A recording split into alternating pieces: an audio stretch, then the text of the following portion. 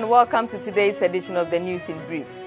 Brought to you by Graphic Communication is giving you the opportunity to have news not only in hard copy but also in a digital form. Download your Graphic News Plus now and choose your preferred package daily, weekly, monthly, and annually, and access free news on various interest areas as well. Visit us on graphic.com.gh for further information. Graphic News Plus, connecting people through news.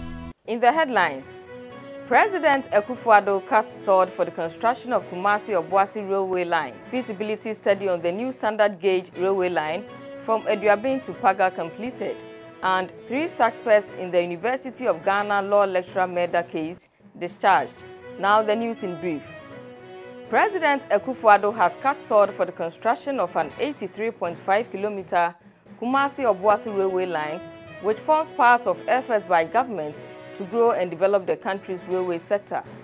Speaking at a sword-cutting ceremony at Kas in the Ashanti region on Wednesday, September 30, President Akufo-Addo said the railway line is critical for the successful establishment of the bauxite and aluminium industry. The president also noted that Cabinet and Parliament earlier this year approved a €500 million agreement for the construction of a new standard gauge line from the Takoradi Harbour to Kwejokrom. He said once completed, the 102-kilometer standard gauge railway line would have been constructed as part of the development of the new standard gauge Western Line. Today's event, the cutting of the sword for the construction of the 83.5-kilometer Kumasi to Obuasi line, is a clear manifestation of the Akufo-Addo's government's policy to grow and develop the country's railway sector. Now, ladies and gentlemen, earlier this year, Cabinet and then Parliament both approved a €500 million agreement for the construction of a new standard gauge line from Takoradi Harbour to Kwejokrom and also from Manso to Huni Valley. Once completed, 102 kilometers of new standard gauge railway lines would have been constructed as part of the development of a new standard gauge Western Line. Indeed, the Kumasi to Obuasi section for which I'm cutting the sword today is part of the new Western Line. Also at the sword-cutting ceremony, President Akufo-Addo announced that feasibility studies and preliminary designs has been completed on a new standard gauge line from Aduabin to Paga through Bechem, Sunyani, Techiman, and Tamale. As many of you may know, the country's railway network has never gone beyond Kumasi. That is why I'm happy to announce that a feasibility study and the preliminary design of a new standard gauge line from Aduabin to Paga through Bechem, Sunyani, Techiman, then Tamale has been completed. Next week, final stakeholder consultations will commence, after which the processes for land acquisition will begin.